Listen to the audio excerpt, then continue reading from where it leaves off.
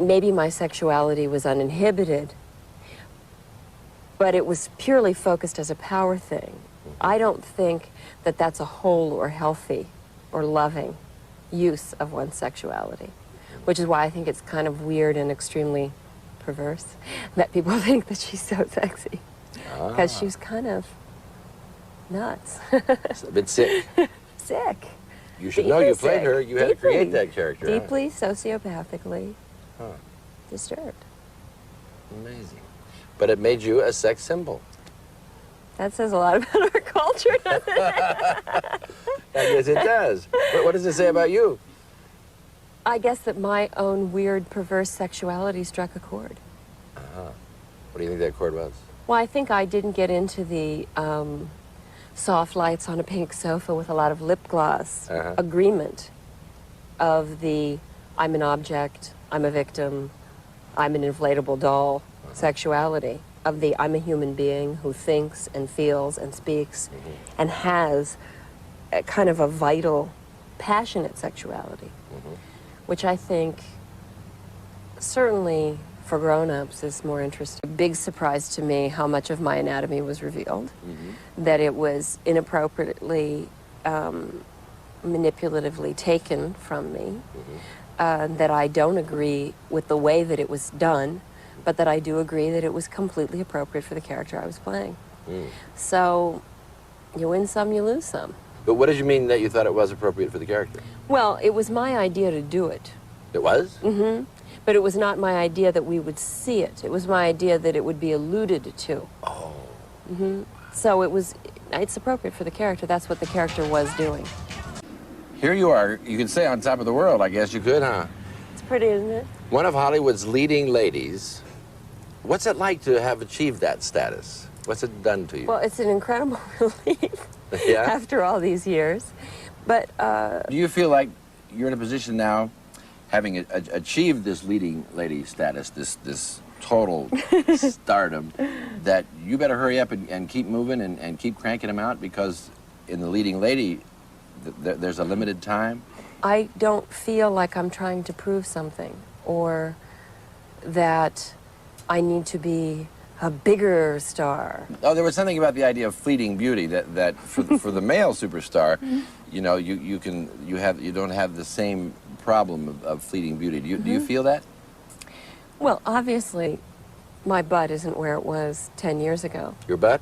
Yes. Okay. But neither is my heart or my mind or my spirit. So there's a thing that happens, an enriching that happens as I'm growing older. And I much prefer what I have now to what I had then. So I just think that things will change and evolve appropriately. I don't know whether this means that I won't get to be an actress for 20 years? 20 years. I don't know if I care. Because I believe that I'm right on time. So stardom happened to you just at the right time? When I could have it. The right age. I mean, like, say, for example, Julia Roberts, it happened to her in her early 20s. That would be a big I would be a dead person if it had happened to me in my early... I couldn't make my bed. I still can't. But at least now, you know, I just can't imagine what that would be like, because I didn't know what I was, who I was, what I really wanted to be, what was important to me, where my values were, until I was 28, 30, 32. That's really when I really went from girl to woman. Not in my body, but in my soul. Your mentality, too. Yeah. So it makes sense to me now. But talk about the power. There's been a lot written lately about the power of women in Hollywood, in the movies. This is supposed to be the year of the woman, and so on. Now, as someone who has just achieved it, is it as powerful as one would think? I don't know what one would think, but simply calling it the year of the woman demonstrates a certain lack of power to me. This is our year. It's not, it's like... Why isn't every year? Yeah, it's like, you know, I was working last year, I'll be working next year. What's the problem? So that's a little peculiar to me. The power There's always a certain power in success because you are your commodity. When you are invested in someone's project, you have a certain value. There's a power to that. When I was growing up, it was a big women's liberation movement, period, from my adolescence on. And somehow, during this period, we sort of negotiated away our femininity to be considered equal or of equal value. And I think it's very important to reclaim that. Michelle Pfeiffer, I think, said her dream for the future of women would be that one day on the cover of People magazine, there would be a picture of a lady and it would say the sexiest woman alive, and she'd be about 63 or 64 years old. Yeah. Do you share that?